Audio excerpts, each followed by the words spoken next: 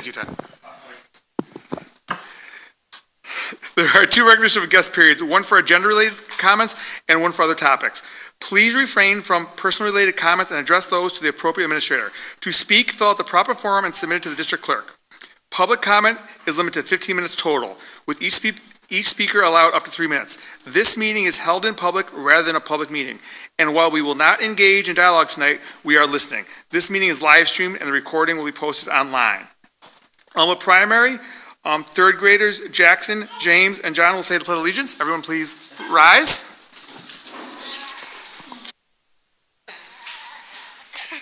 Come on, make sure all of you can get it. It's all J's. It's all J's. I pledge allegiance to the flag of the United States of America and to the republic for which it stands, one nation, under God, indivisible, with liberty and justice for all. Very nice.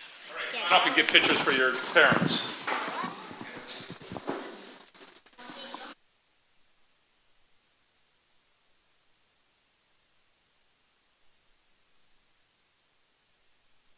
It springs out. Okay, they'll just stand together. They should be good.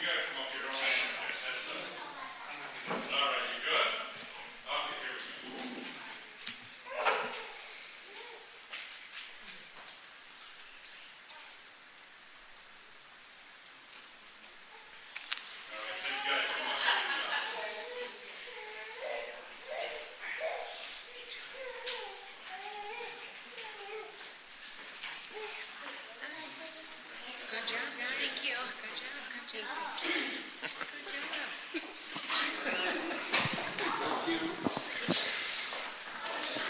Good job.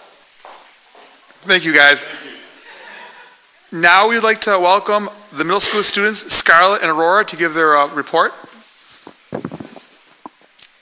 So just first of all, I want to say thank you to the Board of Education for allowing our students to speak on behalf of the middle school. They're 2 excellent students, so I'm happy to allow them to share with you what we've been up to.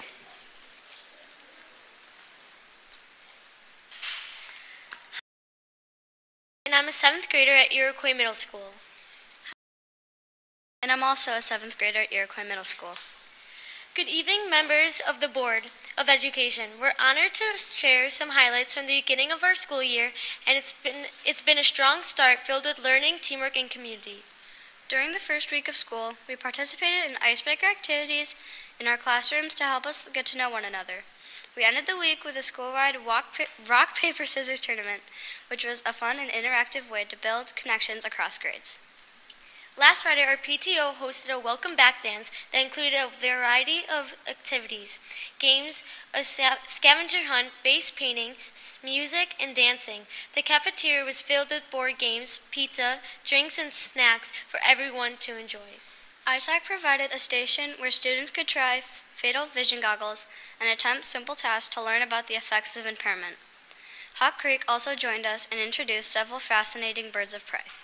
We learned about their habitats, behaviors, and the important role they play in the ecosystem. It was a great evening to reconnect and build school spirit. We've already practiced our fire drills, and everything went smoothly. Everyone took it seriously, and it's good to know we're prepared just in case. This week marks the start of our after-school bus service. Students who stay for clubs, sports, or academic support can now get home safely thanks to district-provided transportation. We're also beginning our academic after-school assistance program. It runs on Tuesdays and Thursdays from 2:45 to 4:30 in the middle school library. Teachers are available to help students with homework, studying, and areas where they may need extra support. Students can be recommended by teachers, counselors, or parents. Our school offers a wide variety of clubs, including Drama Club, Teens in Action, GSA, STEM Leadership, Student Government, Ski Club, Bright Minds, Fitness Club, International Club, Random Acts of Kindness Club, Select Chorus, and more. There's truly something for everyone.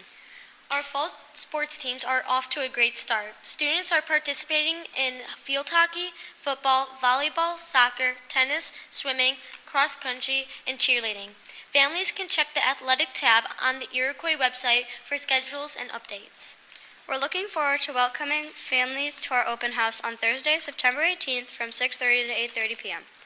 It's a great opportunity to meet teachers, tour the school, and learn more about what we've been working on. And don't worry, you'll be home to watch the Bills game.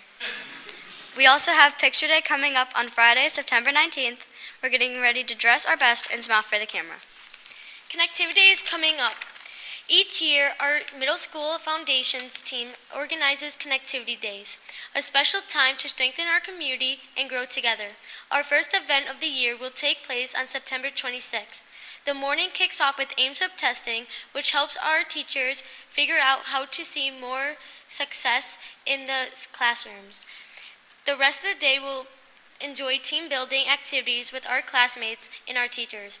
We're excited to welcome motivational speaker Brad Hurdig, who will share his powerful story about overcoming challenges and inspire us to push through obstacles with resilience and determination.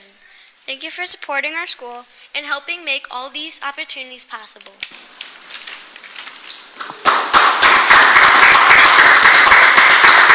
Thank you. Quick question before you guys run away. You said the fire drills all went really well, right? Yes. But you've done no lockdown drills this year? We've done lockdowns. You did? No, we haven't. You haven't. So, from last year, do you have any concerns or worries about them or anything, or do they go pretty good too? It went good. They go good? All right, thanks.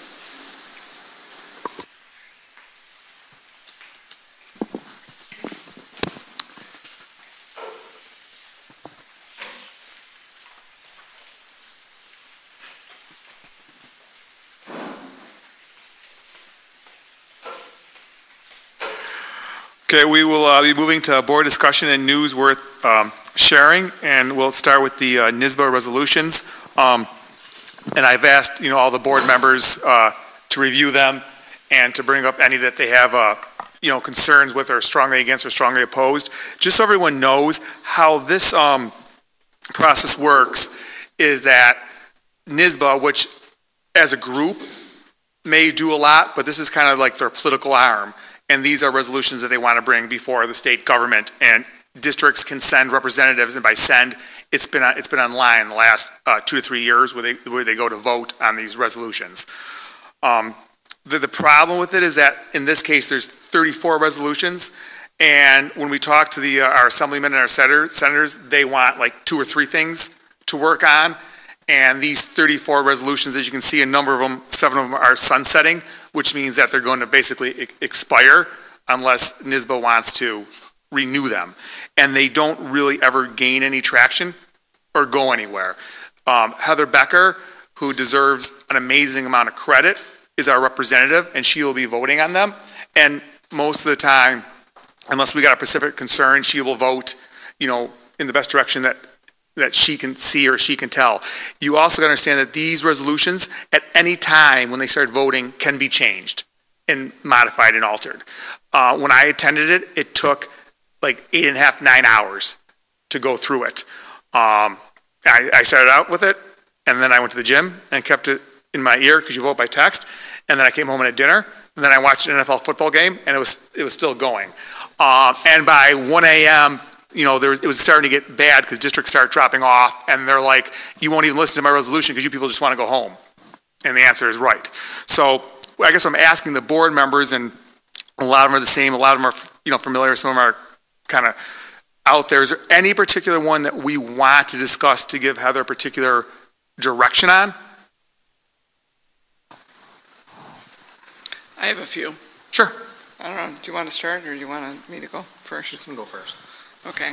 Well, in light of what you just said, it's concerning that all of these resolutions, if they only take a couple of them to take on seriously, is a little bit disappointing. They will give the state assembly and the senators all 34 of them, but what the Senate and Assembly said, give us 3. We're not going to look at 34 of them. Give us your top 3 and we'll do it. One of the big ones that came out, for example, was stopping delaying or something the electric bus mandate, and that has gone, nowhere. That was the year I was on it. It's just that it's too overwhelming, and if you're an assemblyman and a senator, you're dealing, yes, with schools, you're dealing with private citizens, you're dealing with other groups. They can't, and they won't deal with 34 of them. Or they can't move them on the floor. So I guess about ones that are probably more important, I feel, about not carrying forward, at least, is the Resolution 26, where they are not planning to carry forward the resolution to restore religious exemption to vaccine mandates.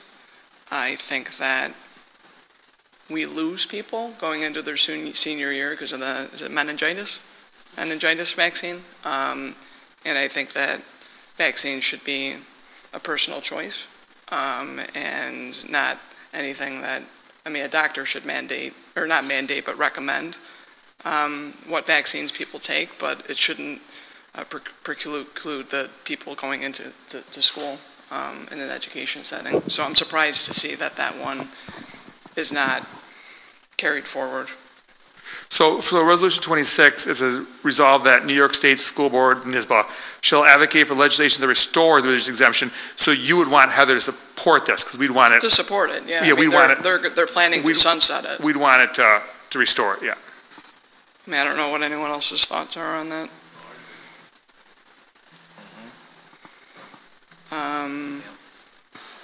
Yeah, so we'll make sure Heather knows that for everyone. Okay.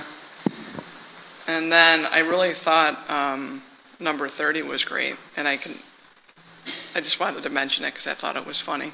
To give Proposition 30, that's going to plan to be sunset, to give tax exemptions to board members. I thought that was great. I can understand why it's not being carried forward. But it also said fire district people as well. And I know I was approached at the Marilla Ag Day, funny enough, from somebody that was in the Alma Fire Department, which was not the guy sitting next to me, that said that they had just gotten tax exemption for the town, which also applies to the school, but they have to do a resolution through the school. So not to be discussed here, but I sent that individual over to you to talk about that. But I don't know if this doesn't carry forward, if that's something that... That's more to come. It's like a 2027 thing, but it should get discussed, yeah. It should get discussed, okay. Yeah. Cool. 32, which was the not to be carried forward, was about the bioengineered food ingredients, heavy metals. The resolution was to remove those types of ingredients from student-served meals. They're not carrying that forward, which I find is surprising. It was raised, it looked like, in July 3rd, 2025. That one's not being carried forward because they think it's, I don't know, out of scope for the NYSBA advocacy, but I mean, it's food that we're feeding our kids in our classroom, or, at our schools, so why wouldn't it be within the scope of possibly having better standards? Especially if everybody gets free lunches and all that. Yeah. So, that one stuck out. So you'd want Heather to support that one? Well, at least not sunset it.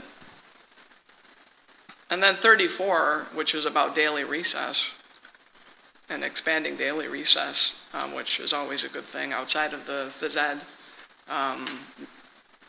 Going outside for phys ed, that one surprised me too, that encouraging or having additional recess for people to get outside would not be carried forward, and it would be sunsetted. This one I know we've discussed before, and I don't want to put Doug on the spot, but this one largely came down, I remember there were scheduling concerns. Wasn't there? 34? I know we've talked about this one before.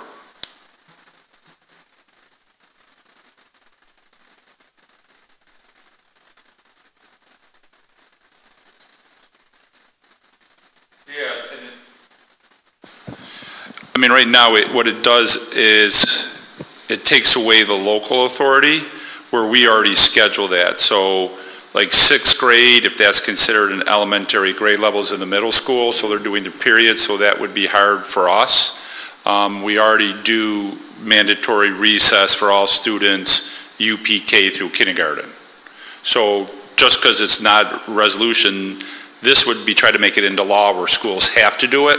We can already do it, and we already have a board resolution that says we have to do it here at Iroquois, so we have control over it. But that's only up to kindergarten? No, it's, sorry, UPK through 5th grade. Oh, Sorry, UPK, that sorry. makes me feel Thank you for correcting me. Yeah, UPK, kindergarten, go outside. All the other kids outside, we don't know how they got out there. UPK through 5th grade. Okay. So this is just trying to, the resolution as you read it? It's just trying to make it a state requirement rather than a local requirement. And Iroquois typically always supports local control. So now what happens if they say it's supposed to be 10 minutes or half an hour or an hour, you know, they start playing with it. If they say you can't go out during types of weather, where we go out in all weather, we have sleds for the kids to go outside. So I would rather keep local control of it. It's very easy to do locally. Any board can do it with a district policy. I like local control. Yeah. I knew there was something about this one because we. And there was one that's actually, I'm just looking for it now, that they are carrying forward that about recess. So Yeah. maybe they overlap a little bit. A lot of them will do that. 14 is saying up to 30 minutes per day. Right, and I think our policy says 20. Sometimes they stay out, they're always, I'll say they average 20, but depending on the weather, time of year, they may do more or less. 34, I wouldn't oppose it, but it'd be one of those that if you have to end up giving some to the legislative body, this would not be a good one. There's other ones that I think would be better for districts. And it's not one that is kind of being brought forward by, NISBA themselves. They're neutral on it, is what they're saying, which means that they're not giving their thumbs up or their thumbs down. And then if anyone wants to go on with Heather, it's somewhat cool because then what'll happen is 800 representatives will vote. They'll have a conversation, they'll break it down, they'll talk, and 800 people vote. And you can imagine there's a lot doing to it, but that's the big trouble. You have to get 800, but if it's 800, you get 400, 401 people to vote for it. And it becomes because people will bring up and people to speak on it, they'll bring up Doug's point, someone will bring up some other point, and there's debate on all these as this is going on. That's why it's so hard to move that. Yeah, I'm the delegate for that committee, and I might just keep Heather company that night. I think it's cool to see it one time. One time. I'm not sure I would do it again because it takes so long and it gets towards the end, it gets somewhat aggressive. Yeah. And what happens, and Doug will tell you, when they used to do it live in person, they used to almost lock the doors because the second they break quorum, in each district is one, so we could all be on in theory one. The second they break quorum, the meeting has to end. A lot of times they don't get through these because people are you got people for 3 hours. After 3 hours, people start signing off. Do you know what I mean? And I tell the story all the time. It goes from being normal to funny to being nasty when they're because whenever you speak, they want you to turn on your camera. And the one girl's no, because I'm in my pajamas now. Do you know what I mean? It's an experience, Heather. You should do it once. It's an experience. Okay, I'm on it. And then as far as the resolutions that are on the table still, number 2 surprised me that NISBA wouldn't be in support of expanding BOE services. They're neutral on that. Oops, sorry, I'm on Number amendment. 2? Yeah, I was on amendment 2, not resolution. Yeah, I said the same thing. The New York State School Board Association. So I read that there's 37 BOCES facilities in New York State, and I don't know in proportion to where they are, why they wouldn't want to support why I would, like this? Yeah, I can't speak for them, and they have the rationale down below. But I would think it is because if you're sharing with other municipalities, you're going to have scope creep, and therefore the attention of what we get is out to other municipalities, so it's not serving its intention of children in schools. Like what kind of municipalities? Well, it says municipalities, so that would be anything that's a municipality. So you could have it going to towns, villages, cities. What would they do there? It could be adult training. It could be programs for school, for... So they should remove that, it should just be about school districts. Should just be about school districts, yeah. Right? Yep. Because I mean, I've heard that even like some of the Big cities are... careers and things, that career offerings that they have at BOCES, that there's wait lists. Yeah, this has nothing to do... No, but I'm just saying, expanding BOCES seems like a more appropriate thing than not throwing more funding at it, I wouldn't think. Yeah, I mean, having more funding for it so they can build, more classrooms, like more welding programs, more auto shops, more CAD design, aeronautics, things like that. That is really what it is for students to go there and have that type of experience. And just to clarify, this particular resolution, Heather, the NYSBA board is in favor of it. They introduced it. The DEI committee is giving it a neutral rating. Because, and my guess is that I want to speak for the DEI committee, they're saying when it comes to, diversity, equity, and inclusion, that this particular amendment doesn't affect DEI negatively or positively, so they're neutral on it. This was actually proposed by the board of directors, so NYSBA themselves, this is one that they're in favor of. Okay, well, that's a good one to kind of probably make sure Heather knows that we want to support that one then. Yeah. Usually the ones that the board of directors are supporting and bringing forth, they usually have the support to push those through overwhelmingly to begin with. Okay. Usually, the only time they ever lost one was on the electric buses, when they supported it and the rest of the districts from around the state said no. Most of the time that their resolutions are supported. They're the, I guess, power to be, so usually those are the first ones. And their board of directors don't usually bring things that they know is going to go down. It's just the EV thing was so, if everyone remembers, it was such a fun topic that, So doesn't Heather need then to know for every single one of these resolutions, regardless of who raised them, what the DEI thinks? Needs to know how collectively we want to vote on it? I would say no, because you're setting her as a representative, like a republic, and they change them while they're talking about them, and we're trusting her to vote in our best interest. What was said at the last meeting is there's recommendations in here. So if the recommendation is to adopt it and move it forward, we're saying, yes, that's what we agree to too, unless we bring it up. So if we'll stay with number 2, if you were to say, yeah, they're supporting that, they want it to pass, they want it to be one of their resolutions, by us not talking about it, she's going to vote that way, she's going to know her that way. If there's one you're concerned about, that's the one we were going to talk about and say, well, here's one that they want to support. I don't think we should support it, then we tell her don't support it. Or one they're saying get rid of, we think we want her to lobby to keep it in, then we would say, we would tell her to keep it in. So the ones that we're in agreement with NYSBA, her directions will be vote the NYSBA way. So didn't last year we go through and Yes, and I do not want to do that again. It takes forever, and then you change your mind when you're on there, and even when I went, as you get new information, that person's got to be free to change. If you could take a vote, and if enough people want to do it, you could do it, but it takes an awful lot of time, and it gets confusing that things constantly change as amendments are introduced to the resolutions, which totally changes them. Because these are all live until they're voted on. They change. And they're voting on it October... I was looking, I told Henry I was going to grab it. October 9th, I think? Yeah. Yeah, I'd have to find that, I don't know offhand. Okay. And they can also add ones too, so at the end, people can make, can I get a first and a second to, here's a new resolution I want to do that we don't even see. Yeah, you really have to trust, and obviously, we with Heather Becker, we do, you got to trust that they can make decisions, because it changes.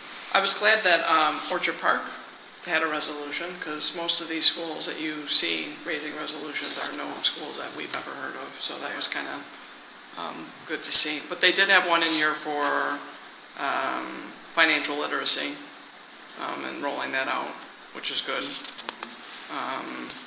But I'm just trying to look to see if there's any that I had one. It's Resolution 8, and you can let me know if I'm reading this correctly. So they're proposing to change the lockdown drills per year from 4 to 2. That's right, right? Yes. That's what they want to do? I mean, from kindergarten to 5th grade, I feel like these kids have so much going on in their little minds as it is. 24 lockdown drills, it's not a big number. And 52 lockdown drills by the time you're a senior in high school is not a big number. I can't imagine cutting that in half. I just can't imagine it. So here's another interesting nuance. Before the state mandated lockdown drills, I put in place, or we put in place, I guess it had to be I, because it's not a board resolution, that our school district was doing 4 lockdown drills, 2 in the spring, 2 in the fall. Yeah. So even if they reduce it and they only mandate 2, it doesn't mean you can't do more. So if they do drop it to 2, I mean, we can not support it, you know, I'm good with that. Yeah. But even if, for us to keep track of it, if they do support it, we could put a policy in place that we're going to do 4. We're going to stay with 4. So we can stay with 4. And like an example of one that would make a lot of sense, and I know like what number 10 basically is saying that since there's extreme heat days that it is an unfunded mandate, which we hear a lot, and that New York State, it's number 10, should provide funding for air conditioning. That one's constantly out there, and everyone's going to support it, and it's been out there year after year. New York has never budged on it. They'd be bankrupt. Well, so a lot of these are important, but a lot of them are kind of like pie in the sky type of things. We had one, the first year I went where the mandate was like that New York cannot pass any more unfunded mandates, and everything they pass, they must pay for. Well, every single district supported it. Did that happen, John? No. And I like to point out interesting nuances in here, because this resolution states that heated air conditioning, New York State supports state funding of schools, necessary funding to allow for air conditioning. I can say the necessary allowed funding is your capital aid, and you should be able to chip in the other part of it, so I already do it. It's your capital aid based on your wealth ratio, and there's the funding you need. So yep, as a state, we do it. I think the intention of this, I think it's poorly written, is for 100% of the cost being borne by the state. It does not say that. And that was another thing that when we were in Albany that they brought up to us, is that like this one was submitted not by NYSBA but by 2 school districts. And the legislators have made Doug's point, you should really have professionals write the resolutions for Doug's. Or ChatGPT. Oops, Because for that reason, because I mean, I could see the legislature like, oh, we'll support this. Yeah, we'll support it. We already do it. We already fund it. You've already got your money. Yep. Thanks, John. You know, so I really, I think that the coolest thing, honestly, is if Heather do it, and then come back and take 15 minutes and discuss it with us, just because I think you're going to find it interesting. Does anyone have any other ones that they want to?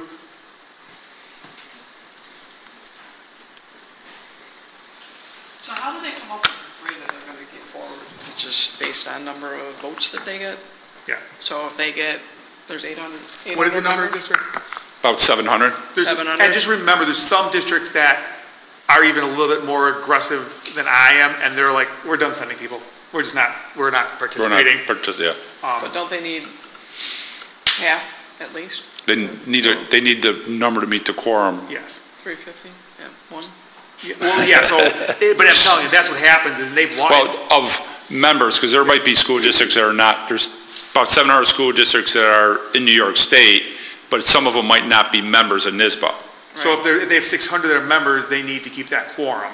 And there's been years where they've lost it after 2 hours and they've only gone through 5 amendments. So yeah. Okay. After you do, we'll talk. It's kind of hard until you live through it to talk about it. Do you want to catch up with her on this, or do you want me to give her a call tomorrow? Why don't you try to call her, and I can try to call her too. But see, Okay. We'll get a hold of her. One of us will. Yeah. Okay, I want to make sure she get the feedback. And she was looking for it, so. Well, and Heather will be there too if you're going to join her for the call, so you can give it to her again too. Yeah. Or do you just want to give it to her when you're meeting with her? Yeah, I could do that too. Okay. Or if it's in the minutes, or whatever. We'll Yeah. figure it out. Okay, beautiful. And by all means, it's like October 9th, if, because I keep reading if there's something else that comes up, don't, you just send it in and get some clarification.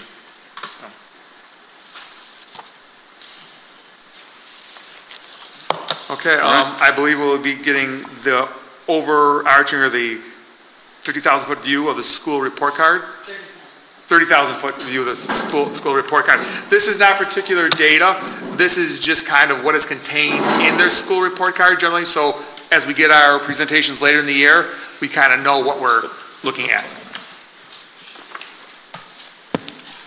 I don't know what I did. Okay, so tonight we're going to look at 3 items. We're going to look at the New York State report card. We're going to look at Ames Web, talk a little bit about Ames Web, because that, when the principals come and speak to you throughout the year, the primary principals and probably the middle school will mention Ames Web, so just so everyone knows what it is. And then Doug's going to wrap it up with Business First.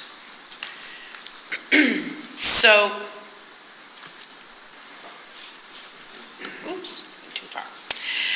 The New York State report card, anyone can access it by going to data.nysed.gov. It is a repository of both state and what eventually becomes, in some cases, federal data that school districts report in various areas. These report cards actually began in the 1990s, and it was made, they were created in an effort to be transparent and offer information to families and community members and businesses and educators to be informed and to make good decisions. The data in the report cards, as I said, is reported by every district in New York State. Public school, not private and not religious. So again, some who use the report cards are parents, educators, and policymakers. I just wanted to give a quick, brief history of the report cards. As I said, they started in the 90s, but over the years, what is included in the report cards has really expanded. Your earliest report cards really were very simplistic. They contained student enrollment data, Regents exam data. You might find out how many teachers were employed in the school district and whether or not they had 5 years or under or over as far as experience. And they also had some financial information that eventually makes its way into the school district report in the mailers. The information is taken from there. In 2001, we expanded a federal law and it became No Child Left Behind. And what that meant was that every student in the United States in a public school in 4th grade and in 8th grade had to take an ELA, a math assessment, and a science assessment. And so that data began to get included in those report cards. And then in 2015, the federal government adopted ESSA, or Every Student Succeeds Act. And now, when you look at, if you go to the website, there is a lot more information. And here are some site features that you can find. School profiles. So when I say school profiles, think demographics, think enrollment. And when I say enrollment, by categories. How many English language learners are there? how many special ed students are there? And also, how is it divided then, or disaggregated by race, by income level, and by instructional ability? Additionally, we have the number of years of service a teacher has been in the district, class size, student absenteeism. These are all in the school profile. And it's really important to note that when you go on that site, you can either choose to look at the district as a whole, or you can drill down and look at a particular school. So then in the student outcomes, now it's not just 4th grade and 8th grade ELA and math. It's 3 through 8 ELA and math. It's 5th grade science, 8th grade science, all of the New York State Regents exams, NYSA slot, which is a state assessment that is given every year to our E&L students, and NYSA, NYSSA, which is an alternative exam which is given to some of our students. They've also included, because it's part of ESSA reporting, to report advanced placement assessment data. And if a school district has International Baccalaureate, you'll find it there. Again, all of these results are disaggregated.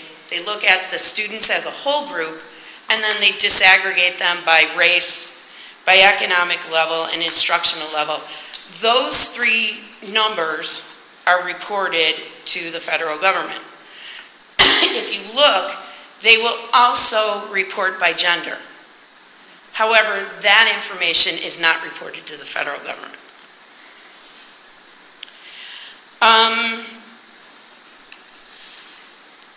You will also see their graduation rates for 4-year, 5-year, and 6-year. And because graduation, a student can graduate either in January, June, or August, those graduation rates are actually delayed by about a year, year and a half, because the data has to catch up. The goal is to get as many students obviously graduated in the 4-year period with their cohort. However, some students, and that's all well and good, need 5 or 6 years. Additionally, there's data in there of what happens to the student once they leave the school district. Do they go to college? Do they go to work? And unfortunately, we don't have control of that. That has to be self-reported by the students. Okay? Do you think they know that? Yeah, they're told. They get contacted. Yeah.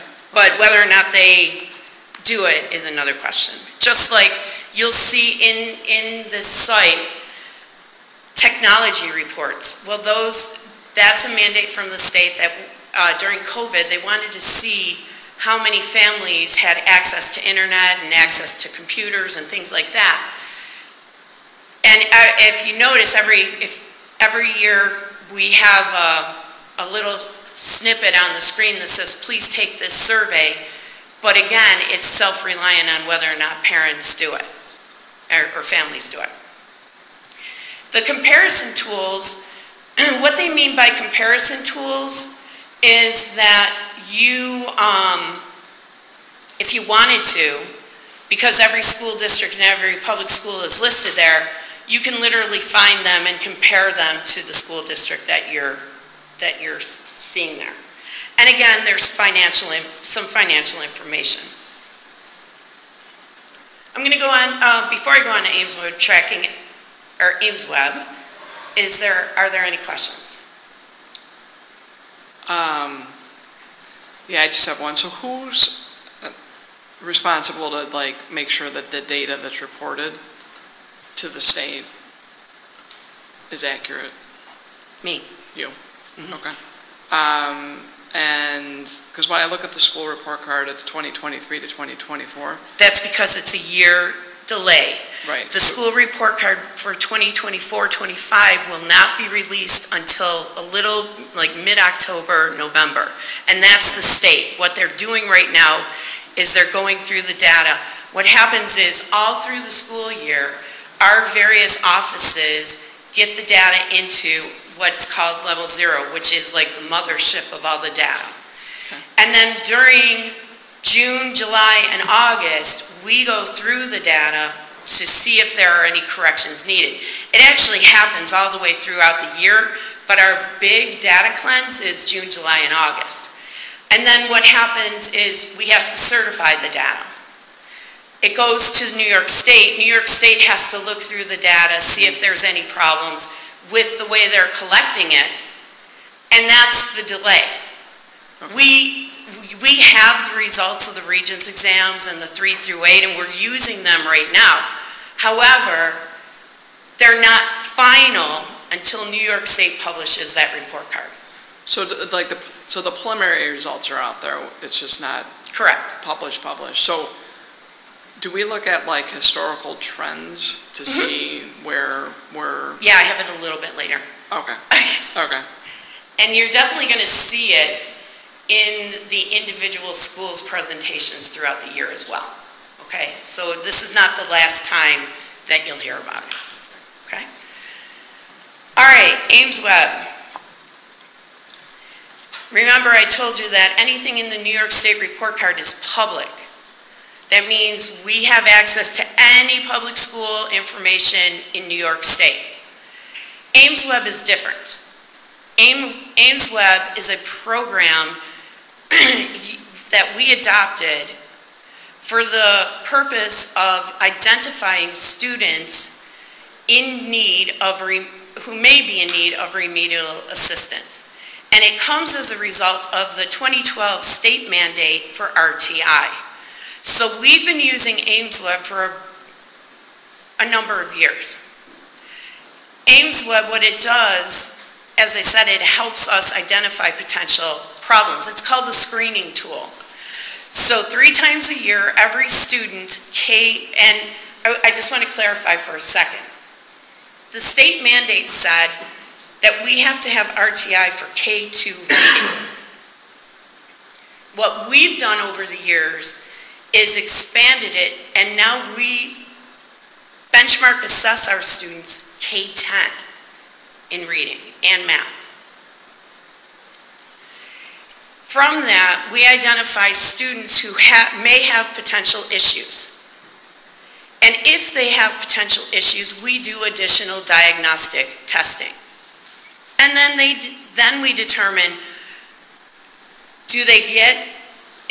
are they in need of extra remediation? If they are, they may go to a pull-out situation, or a teacher may push in to give that additional help. But it's in addition to the Tier 1 instruction that's happening in the classroom. So it doesn't supersede it, okay? So, these data are normed, nationally normed. And the reason why we choose to use nationally normed data is because the N size is that much greater. If we compared ourselves against ourselves, we wouldn't know what was wrong. It would be very difficult.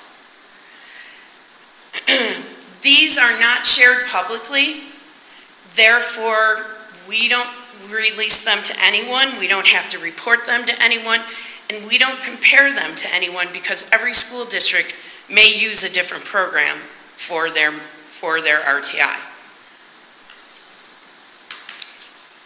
In reading, we use something called, there are several subtests, but the one that we have over the years decided to use is called ORF, and it stands for Oral Reading Fluency.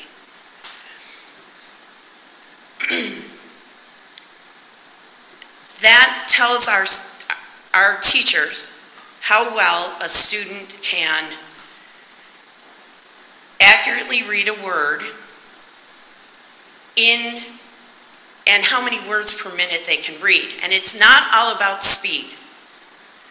But what we want to get our students to do is to read at the rate that we have a conversation. That is one indicator of a student being fluent. So for example, in the high school level and going beyond, our aim is about 150 words a minute. For those students who may not do that, they go to RTI and they get additional help.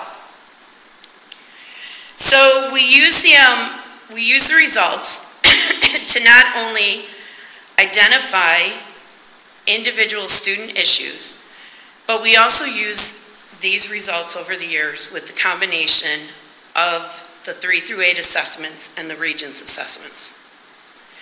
And so, for example, our historic results in Ames Web in 3 through 8, about 4 years ago, led us to the conclusion that our Tier 1 reading instruction was not as good as it should be.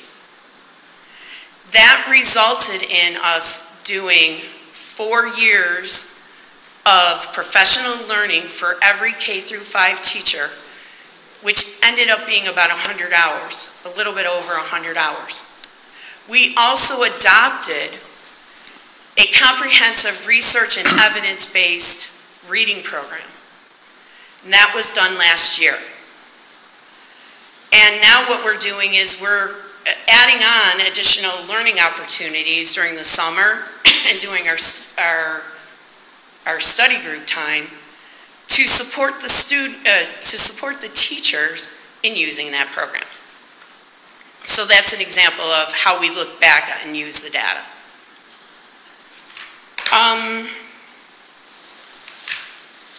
And that's it. Doug? All right, so going on to unless there's any questions. I just, not really a question, more of a comment. I just want to add, the way we're setting up this program or these presentations is, you know, after October comes out and the data is there, each building leadership team is going to present us with the data. The one thing I asked the superintendent is that we get that data ahead of time. In order for this to be meaningful, it's crucial, you know, that we go through the data.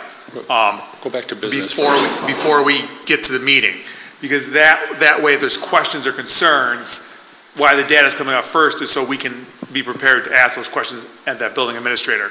So I think not just building wide, I just think that there's a general feeling that our ratings are going down, and they've been going down.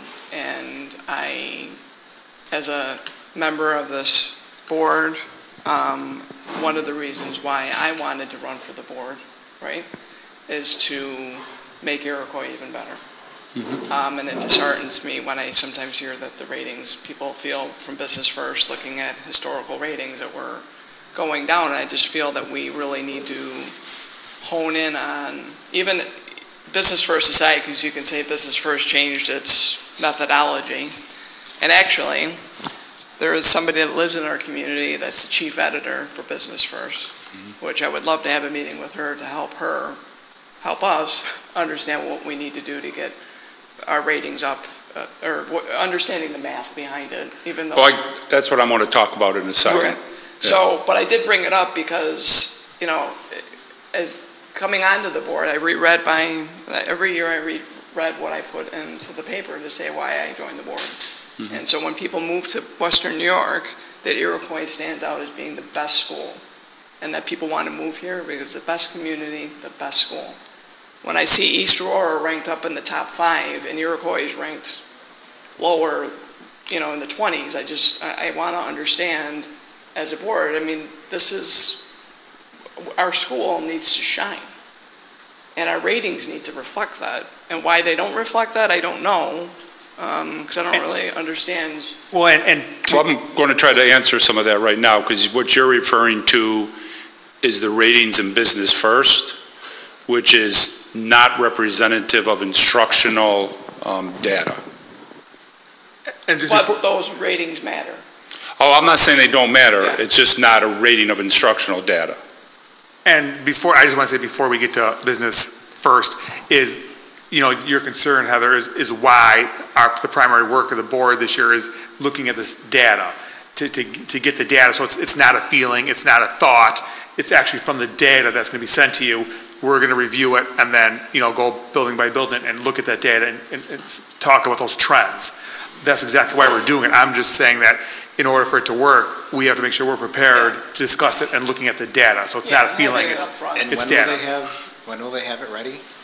Well, we're doing each building, we're starting in October, next right? month. Yeah, we'll start. Next month with elementary. And the difference, and why I'm talking, the difference this time is that the data for that presentation is going to be sent to us ahead of time so we can review it to be prepared for presentation. Yep. And have any questions on it too. Yeah. I mean, that's ultimately, I have taken a look at, because I'm a data nerd, and I do data for a living, and downloading the New York State education data for Iroquois and looking at historical trends, it seems like there's certain areas besides reading that we're struggling in. Yeah, math is a common one we talk about too. Yeah. We've talked about it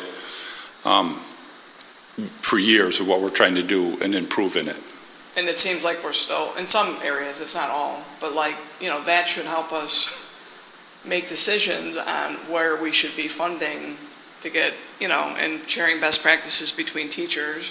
And maybe a teacher has a different approach and sharing it to kind of, to build a stronger, community of teachers, letting them collaborate and also getting our ratings up. And I've heard it numerous times from numerous people, and I've read about it, and I'm just like, why are our ratings going down? And we need to understand why they're going down and what we need to do to get them up. So I think that's kind of why we started this whole conversation of just trying to understand this better so that we know as a board where the school needs help so that our ratings, so when people do move to Western New York, they want to move to Iroquois. Right, and that's the conversation, I think the number Mary Jo used was 4 years ago for the reading program, where we brought that data in and said the ratings are going down here. We're not doing well here. And that's when time and money, as she said, were put towards teachers, development of the program, supporting them in how they're supporting children in developing their skills. And they grew a lot. That's where the science of reading came in, the reading rope, they've been trained. That's where then it came into play that the curriculum, the program we were using was a detriment to the teachers. It did not support of what they were learning in the science of reading, which is why we switched to a new program. So 4 years ago, we started saying to the board that we are not doing well in reading. I'll say even before that, we were saying in math, we need to do work. With analyzing the tests and the tests becoming more and more reading based, we've put more resources into the reading than we have to the math for that reason, because we were finding greater problems in the reading, the changes in reading were, math was kind of holding its own, but reading was digressing more. And so that's why we moved towards the reading. But that's what you should see in the data from the principles of, if it's the last 5 years, we're talking 4 years of how it didn't work. Before that, we had a program, Lead 21, I think was the name. 2013 through 15. And we were seeing an increase in our reading programs there. It was brought to us concerns with that, of how it was putting together, and that's when we made the switch there. It was a switch we shouldn't have done, to be honest with you, because that's where the results started going down. We saw they were going down, brought it back to the board, and we made another switch. So when you hear people say, well, you spent money here and you spent money again, we shouldn't have made that second switch. We should have stayed with Lead 21 longer, in my opinion, based on the data we were seeing there. But with what was coming out at the time, it looked like moving to balanced literacy would have been a better program to keep moving that data forward. It failed. It didn't work, point blank. And that's why we came to the board 4 years ago and said, we have to make another switch. Not an easy conversation, but the right conversation to have at that time.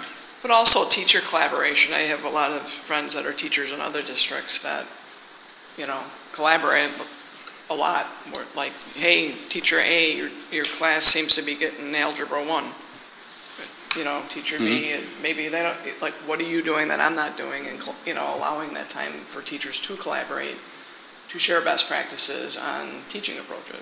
And I know that, there's professional development for that, but it's maybe not sometimes always Well, and that's why we a magic program to get. That's what No, go ahead, sorry. Sorry. We recognize that, and we always strive for that. Yeah. However, there's a reality of the funding that we have from the state. Yep.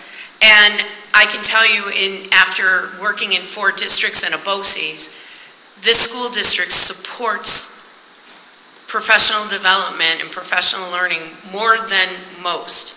Good. And we appreciate that very much. But there are over 200 teachers, and so we have to keep an equality about it as well.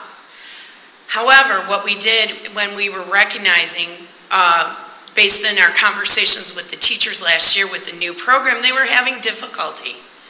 It's a heavy-duty, very intense program, but it's a good program. So what we decided to do is that we would put in scheduled staff days where they get study group time, where they work with the principal, they work with each other, and then like on staff development day, all the K-5 teachers will be in this room working together. That already is happening at the high school level, and that is happening in the middle school level. What we're doing is instituting it in the lower levels. Great. That's starting this year, or has it been? The K through 5. Well, the past 4 years with the learning for the K-5, in the summer, there were, I think there were about 4 classes where every K through 5 teacher was in this room, sitting through 3-hour sessions at a time and discussing it, and then we would bring it back and we would discuss it, and the principals would discuss it. What was different was that we didn't have as many study team days as we do now. We've made it a priority because we heard the teachers that they needed help. More time. Yeah. And they needed time. Not for us to do it, but to allow that conversation with the principal. Good. And when she says every teacher was in this in the summer, it was in the high 90s, I'll say, because there are a few teachers in the summer that are unable to attend. But then we made the effort when they came back in September to provide subs for them so they could come in and get what was missed in the summer. Thank you. It's okay. Who kind of sets the freedoms for the teachers, right? So I talked to one of the elementary principals, and he said that I talk to the teachers and allow them to make the changes. And I haven't been able to talk to everybody in all the different buildings, but some are like, oh my God, it's to the T, ... How do we let them all kind of feel the freedom? Because I know some of them don't like some of the literature that's in some of the books, and then some feel it's like, oh my God, I've got to get 60 minutes of reading time in 45 seconds. Okay. So who goes about helping them all get on the same page of, it's your room, you can tweak this? I'll say it's freedom with collaboration and consensus, because you can't have in a system where everyone's doing something different at the same grade level, because when they move up and all the students are mixed back together, they're out of different spots.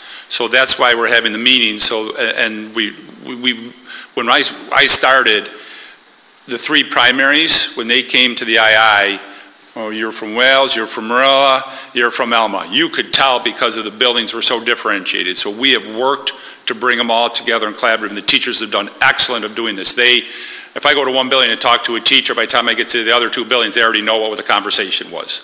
But within that freedom, it's how do we think is the best practice? And so now you have learning intention. So you might have a couple of different ways you can get it. So depending on the students I have and my styles, I'll have a little freedom to do it, but the goal, the intention is the same thing, so they hit those points. And that's finding that right balance where we're all going to have this certain book or this type of knowledge, because when we get further in school, we have to have that as background knowledge. How I might do it within my classroom would be the freedom that they would be having. But there are certain things that have to be done, because 2 years later, when a teacher references it, they better have that background knowledge. And if I could just add to the question that Heather had talked about with the collaboration among teachers. Something that has really grown and grown very strongly is the collaboration among administrators. We train together, we meet regularly, we have conversations, we talk about how we can support our teachers the best way we can. And our conversations are, to me, are so fruitful because now we are all on the same page and consistent in our messaging so that everyone should be aware and should, if someone from one school asks an administrator from another school, they should be able to answer it and answer that question completely. So that's really exciting because, again, in my 38 years in education, this amount of collaboration is a gift. Yeah, I'll give you a quick example. I was at Wales the other day and a teacher asked me about a quick assessment that they do because she didn't like the way it gave back the answers and how to use it. It's an optional one. And I gave her an answer and she was very pleased with it because I know she's going to share that with the team, but then I also shared it with Mary Jo, shared it with all the administrators, so now there's a consistent answer around it. And she was just wondering how it was implemented because it was optional and what do you do it and how do the parents know the answers, because it really didn't have a structure around it about what the question was about, just whether they understood it or didn't understand it. So if it came home to you and said, your child didn't understand this, well, what didn't they understand? But that now put in a frame of reference for everyone of how to use it and make it a valuable tool. Some teachers may never use this. Some teachers may use it a lot because it had to do with, yes, I like it, no, I don't. But they might use a yes-no system, a red-green card, or just inquiry, or talk to your neighbor. So there's all different methods. That's the freedom that you were asking. Get to the same pot of making sure the knowledge is there with the students to move forward. Any other questions on this? Or get into Business First is kind of easy to me of what it is and how it does it. Why I say that is I talked to the person who actually did it, the gentleman who was the author of it, of the very first one, and did it for years and years and years. And I met him at a conference, and when it came out, superintendents didn't like their ratings and complained, and so he did it again. And why he did it, the very first time, is he needed to fill space in the magazine. And in order to fill space in the magazine, he was going on vacation, and he was asked to fill it. The state had just released the data from the school report card.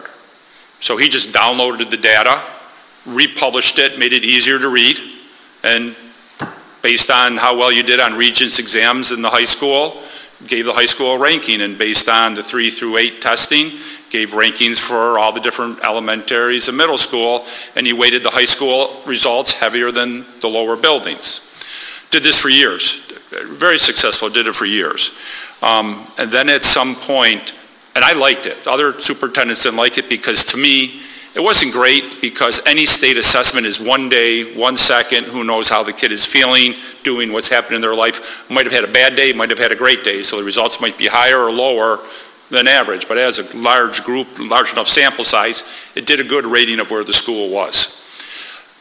A while ago, Business First changed and they started using this niche.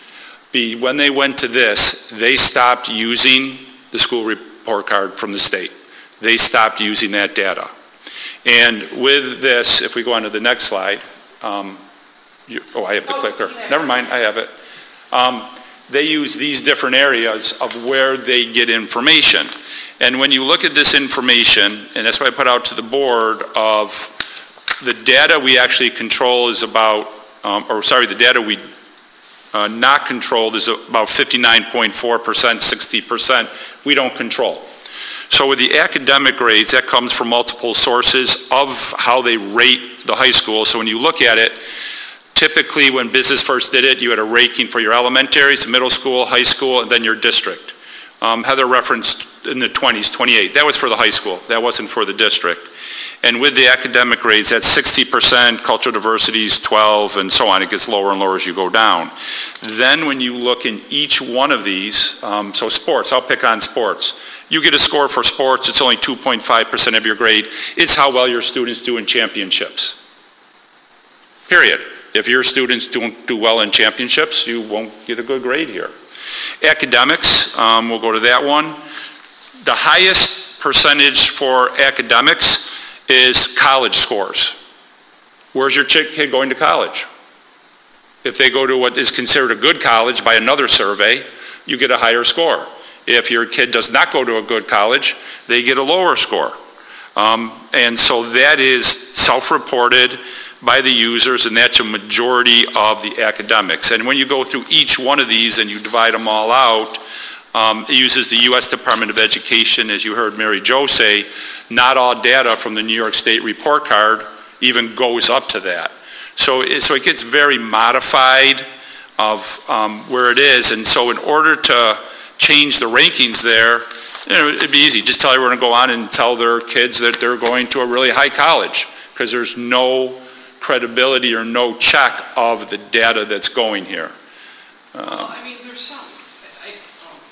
I agree. Like, we can't control the diversity. Like, correct. Who moves into the community. But when I look at our report card, I mean, there's academics, there's students, the teacher ratio, which is good, graduation rates, expenses per student, instruction versus support. Like, it just seems like some of the stuff is within our control. And correct. Understanding the data that sits behind it, I think we need to... Yes, so that 40%, that's the data behind it. Yeah. The best source is going to like the school report card, or the New York State school report card, because that has the data that we know that is coming from the district, and we actually know it even before it goes to the state. So we know those ratios, and why then looking at schools that I would say are like us in some way. Yeah. That's why we do that. That's why I did that for years until I used to present the business first data in comparison to other districts where we were ranked and everything, because I liked how it took the school report card and broke it down. At a point, we were asked not to present that data, do more on goals, and that's why I'm very pleased with this board of wanting to go back to looking at that data for those results. Because I've always thought it's very important to compare, because like you said, hey, if we're going down in reading, are we going down faster or slower than other districts? Nobody wants to go down, but are we worse or better? If we're going up, it's great we're going up. But if we're not going up faster than other districts or keeping up with them, who cares that we're going up? We need to do some improvement there. So just going up or down is not good enough. It's how are we doing with like groups in that comparison. Never like going down at all, and that's why we made the switch in reading. That's why we've been working on math all right along for years with the teachers of how to do it, because they're the ones that have the direct contact with the students. So what supports do they need for staff development to do better? And that's where we try. That's where we focus on supporting them. So this a partner. It weights multiple sources. That's it. So other questions? What I just want to say is that, because this is so important, and to everyone's point, and for whatever reason, now that the board is back looking at data, good data drives good decisions, bad data drives bad decisions, no data drives no decisions. Or not understanding the data drives no decisions. So that is, and that's exactly my point. That is why we devised it this way, so we can understand the data, appreciate the data, and make it beneficial and useful, so we can get to the bottom of what your concern is, Heather. Today was designed to be a big overview, and then our board meetings starting in October. Basically, the whole board discussion is there's going to be nothing on it but the discussion of this data. Yeah. So tonight, reading in too much of it's not going to be helpful. It was a general understanding, but that's why Keith, and Doug and I have made the commitment for our board meetings going forward that the bulk of this whole discussion part is going to be looking at this data, discussing it, understanding it, and see, what does it mean. And I just think that without having it in front of you, it's hard to take this conversation further right now, but that's going to start in October. The other thing that I want to mention along with that, and then I'm a big, like Heather, I'm a big believer in data and, good data driving good decisions. The one that you constantly have to keep in mind, where I think it gets very tough when you spend a lot of time with data, is that behind the data, there's students, which are human beings. And that's got to be in the forefront of what we're thinking and how we're doing things. They're not just data. They're humans, and that is a big thing to remember as we go through this, and then ask the questions as to why. Did you know what I mean? If it's a particular concern with that administrator or Mary Jo, why? Because humans, whether they're employees or managers or students, humans aren't computers. They're not robots, and they got family lives, family concerns, and understanding that. So I just want us to make sure we take a huge view of this from all directions. I think it's important. Because honestly, the state data, which sounds like Mary Jo, you know quite well, but this is the best measurement we have on how our students are doing. And we need to focus on it more. So I'm glad that we're it's going to be the hallmark of our meetings for the next bunch of months. Okay, good. Yeah, we've been trying to get to this point for a few years, because we used to do a lot of it. Then we hit the opt-out movement, which caused some problems, so that's why we went to Ames Web, because 60% of the kids weren't taking the state exam. So the main thing we were using, you couldn't use anymore, because now the state wasn't having the data because kids were opting out. I was talking with Amy today out at Marilla, and thankfully she said last year, I believe she said one student did not take the third grade assessment. Yeah, it's the upper grades. Excellent, because now we can have comparable data again. Yep. And from our district, the way we're structuring the meetings, the way we're doing things, it's been a couple year change to doing this, so we can get back to this board, to everyone here. It's where we've made some big shifts and some big changes. I know it's kind of hard to see from the outside, but the way we're operating has changed a lot to allow us to have this discussion. To make sure our board discussion, first we had to open it up and pull a lot of window dressing off of it, so we had the time to do what really matters. And it's not, I hate cliches, but it is about the students and what do they need. And that's hopefully what I want the data to tell us. What do the students need? And we have to balance that, because there's been multiple times in my tenure here that I've heard teachers have asked me, Doug, why are you so concerned about the data? Well, because it's very important. On the same token, there are students with issues, families with issues, so they might not do as well because of what they're going through in life. However, you can't use that as an excuse for the data. If the data does not look good to someone that's comparable, like Iroquois, well, why are our students who typically, if they have a big enough size, are going to have the same problems, the same advantages? We should be doing as well or better. Our students are as good or better, our teachers are as good or better than anyone else. We should be doing as good or better than anyone else, period.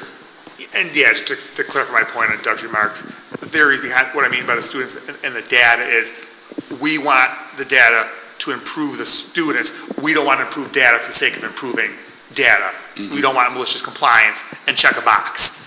So I want us to look at that. How does it make it? What are we doing to make it better for the students so they succeed? Yeah, and I want to thank the board too, because part of helping the students was the SEL, social emotional learning, that we've done a lot of work on. I mean, this district has put in school counselors, make kids feel more secure with school resource. The RTI program, we hired in extra teachers. We've changed how we structured, like even in the middle school, going from social workers to counselors to provide these extra supports, social workers. We even had a psychologist during my tenure, so that's another important part. But we'll keep moving forward if that's okay with you, Jim. Yes. Okay, so that brings us to superintendent's report. And with that, last month we had a gentleman come in to talk about transportation to parochial school. John met with him, Dave met with him on another issue, I met with him some, and right now it really hasn't changed, and he's going to get back to me. He says he's going to try to see where it is. He still would like a change. we have enough, and I think it was Keith who asked the question, do we have enough people to cover the runs? Yes, we do. Would we like more? Would we like to be able to do more? Yes, we would. Would all the runs change? No, because we have a financial responsibility too. I guess use what we were just talking about. If we put all this money into transportation so everyone had a half an hour ride, that would take away from staff development. So we have to balance fiscal responsibility in all aspects. The gentleman being an educator completely understood this, but as a parent you still advocate for your child of what's best. So he's not completely happy. I'll say he's not happy with our answers, but that's where we are right now, the best we can do. But transportation has turned over every single stone, looked at multiple ways of trying to do this, reached out to the schools, trying to get them to change their dismissal times, because it's the ride home with dismissal that's really causing the problem. But we couldn't get anywhere with them to coordinate it a little better. So in his email or in his discussion, when he was here last month, he had said that he might take it to the next level as far as the reasonable, not feeling that, what was it, an hour and 45 minutes at least? Hour and 15 minutes is what the route is routed for. Okay. I mean, some days might get longer, like traffic, snow. Right. But what it's actually Buffalo. taking, like what if he, like, I think our policy says reasonable time. Yeah. Like, it would go to the state education department. okay. With the state education department, and we even send them what the commissioners have handed down when other issues like this have come. And they say that, you know, an hour and a half is not unreasonable at all for a student for a parochial school to drive there, because you have to take into account fiscal responsibilities along with safety and efficiencies. Okay. And then it'd be interesting if the state says, well, you have to do a change. I would ask them, well, where am I going to get another driver from? And then, you know, and then which bus, if they can't get another driver for me, which bus run do you want me to make longer so this one's shorter? Because there's only so many places we can go. Recognitions. High school mock trial team. I wish Jennifer was still here, but congratulations to the mock trial winning, the winning prosecution team against Amherst. Amherst was my alma mater, so good job, Iroquois. The quote from the advertiser, judges were very impressed with their poise and persuasiveness, arguments, their ability to think on their feet and to respond to unexpected challenges. I didn't get to any mock trials last year, but I've been to other mock trials. They're fabulous to go see and watch with the arguments and how they set up. So I really enjoyed the times I went to that.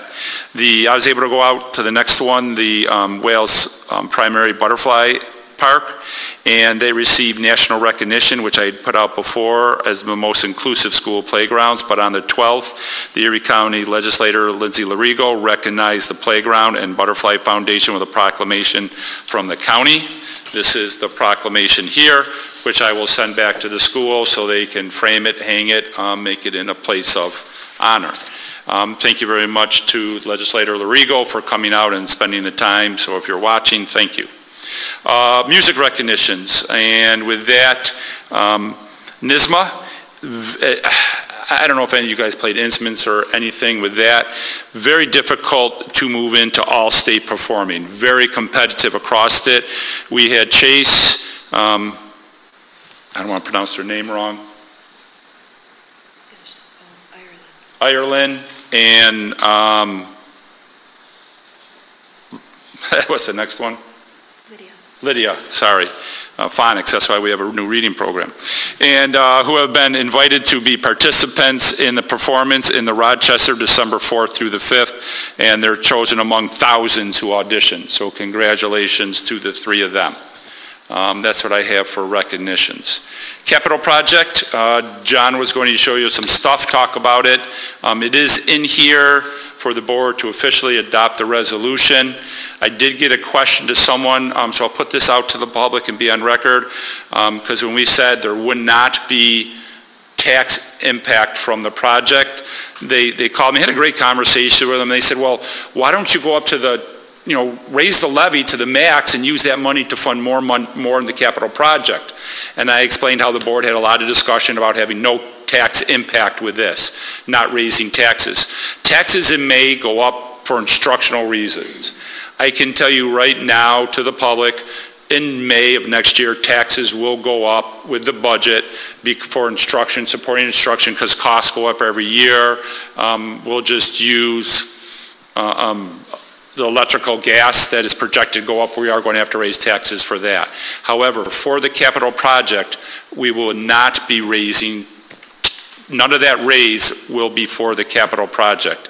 All the local share is covered by reserves. John and I are going to work on a wording to try to make that clear, because what I just said is very wordy. We're going to try to make it short and concise and easy to understand that the capital project will not be the catalyst for taxes to going up, even though other things will be.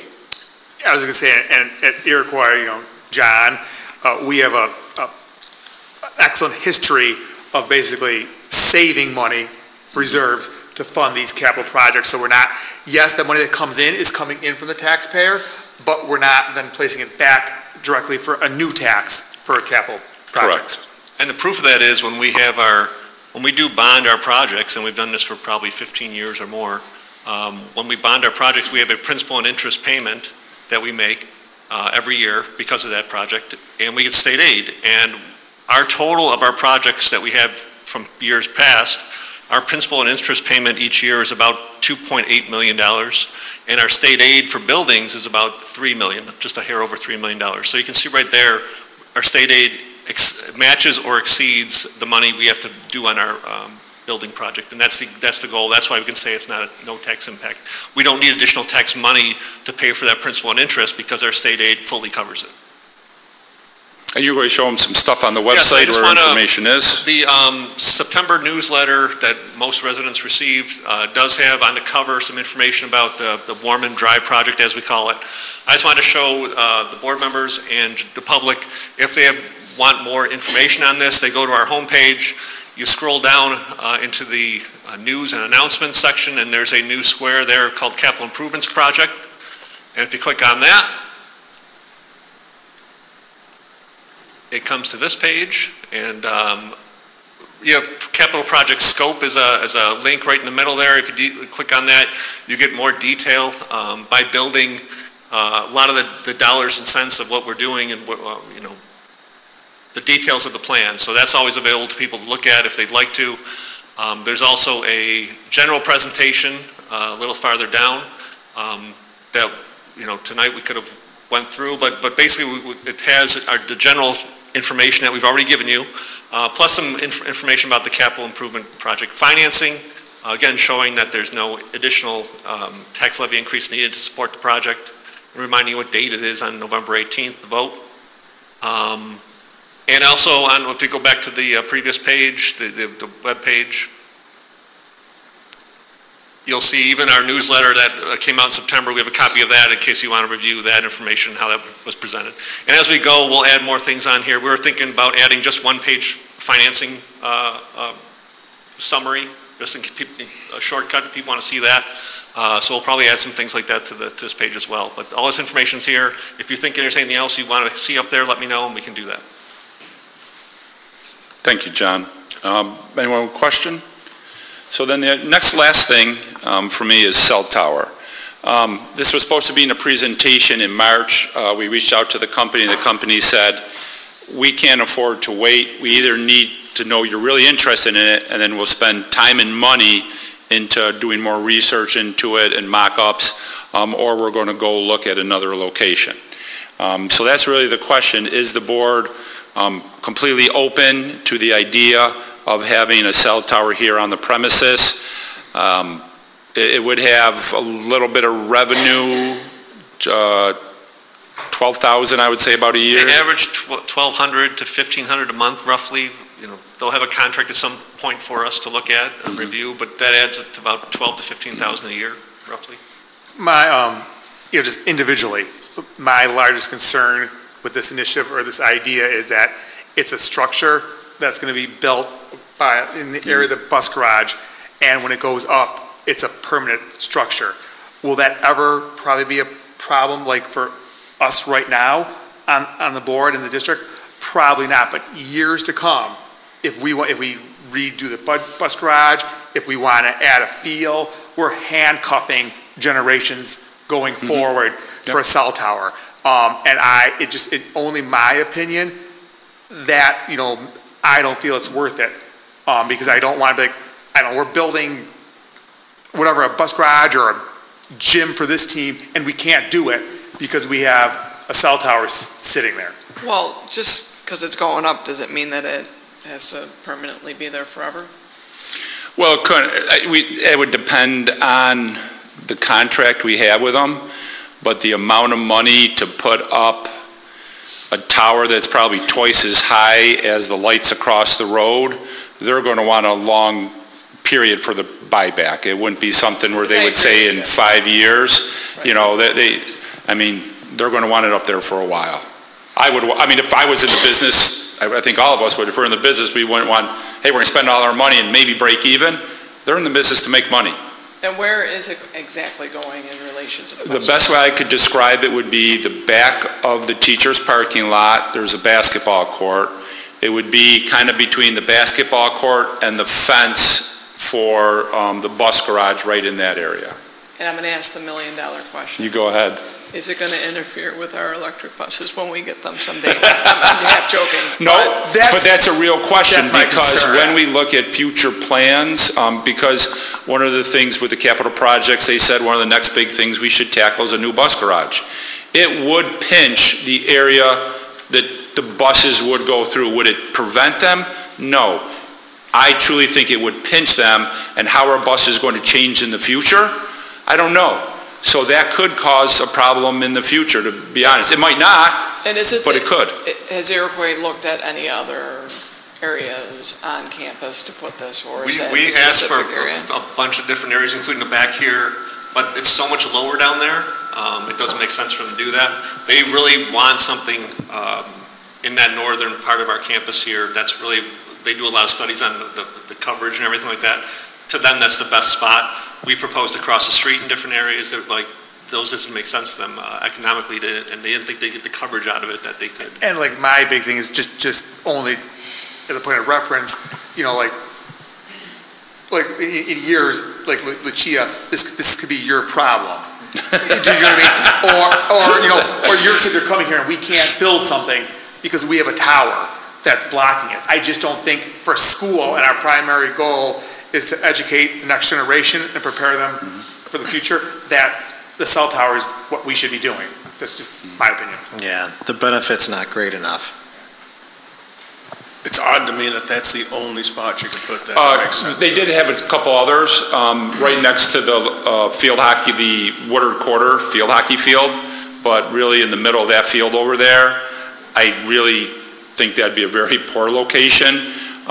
We tried down that's more south. They said no, these were the couple areas they wanted for the area they wanted to pick up. I can't force them to pick an area. No, Seems strange to me too, with the cell tower and how far I'm away from the cell tower my phone works. That came from their studies of the area they're trying to cover. And does the town have any concern about us putting a cell phone? Didn't ask the town. The town really doesn't oversee the school. We're our own municipality. There are cell towers in the town already, so their only concern might be the distance between town property, and when I say town property, I mean resident property. The height of this, it would all be within our own property, and anything regulation that the town has, it would be taken care of because of where we're putting it on our property. I'm assuming that would come with a ton of underground restrictions too, right? I'm assuming they're going to have to lay a lot of cable. No, they'll have a lot of cable. That was one of the big things, because like one of the places down back that we were looking at, they're like, well, just be cost prohibited because of how much cable they would need to get down back there. They said they wouldn't have a return on their investment. And thank you, Todd, because that was my point too. If we're putting in, I know what's going to happen, if we're putting in lines for EVs and all that, and all of a sudden we can't put them there and we got to run them longer. I just don't think it's a cost benefit thing, and I don't see the benefit. It'll add so many easements. It's not just that spot. It's all. It'll be from the road down to it. Yeah. And I know from what my wife does with easements in real estate, it causes years later problems. Like if we wanted to build a building like to house a primary school, on the main campus, potentially down the road. Yeah, you couldn't do it in that area. You couldn't do it in that area. Yeah. And that's, I mean, just looking at Google Maps, I mean, that's a pretty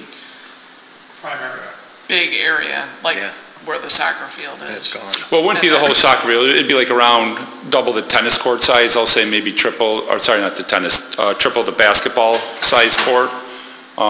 He's checking the locks. It's Chris, he's doing his job.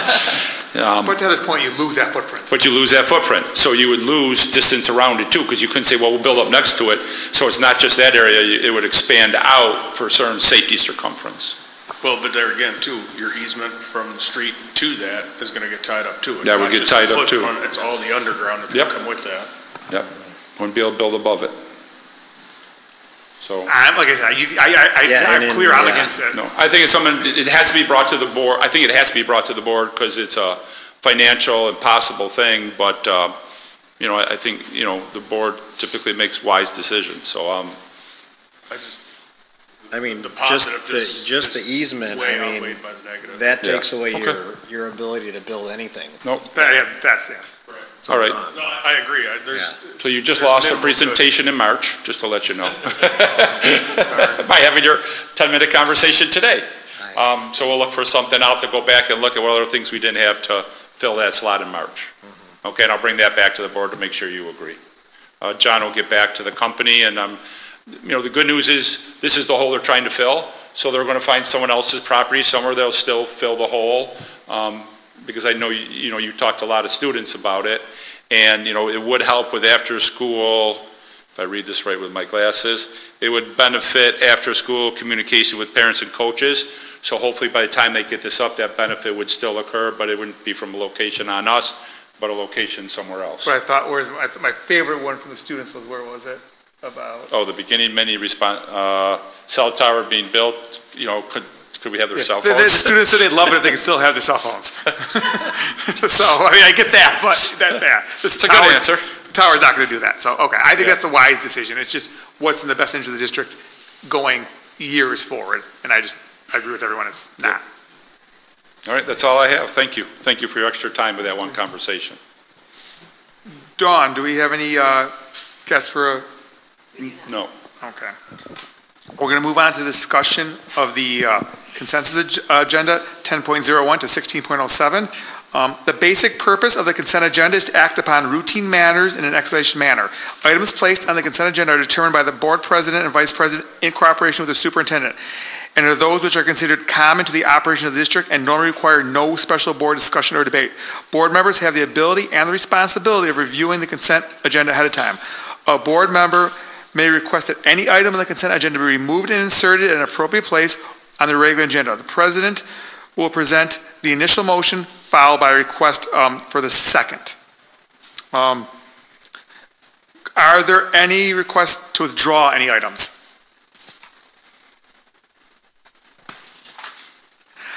Are there any requests to add any items? Are there any, comments, or Dave? Just welcome some more folks to Iroquois. Dana Cleveland, Nicole Halsman are joining us as teacher aides in Wales. Todd Huffman, who's going to be joining us as a bus driver. Christopher Reddy is going to be joining us as a bus attendant. And Melissa Lopez will be joining us as a senior clerk typist up in the high school. So welcoming them to Iroquois. Thank you, Dave. And Chris, too, for moving up to the executive head housekeeper. Yes, so you'll also notice on the agenda, not new employees, but we have 2 employees that are seeing promotions and moving up to kind of a higher level of a promotion there. So congratulating those 2 gentlemen. Okay. Any other items? Okay, I'm making the motion to approve the agenda. Can I have a second?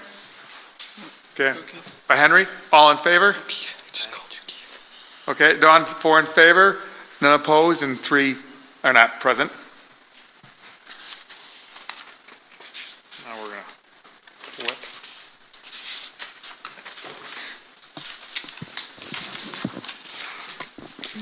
flip. Dawn, do we have any guests for its non-agenda topics? We do not. Okay. I know of no need for an executive session. Does anyone else? Okay, I am making the motion to adjourn. Can I have a second? Second by Heather. All in favor? 4 in favor, none opposed, and then 3 not present. We are adjourned at 8:33.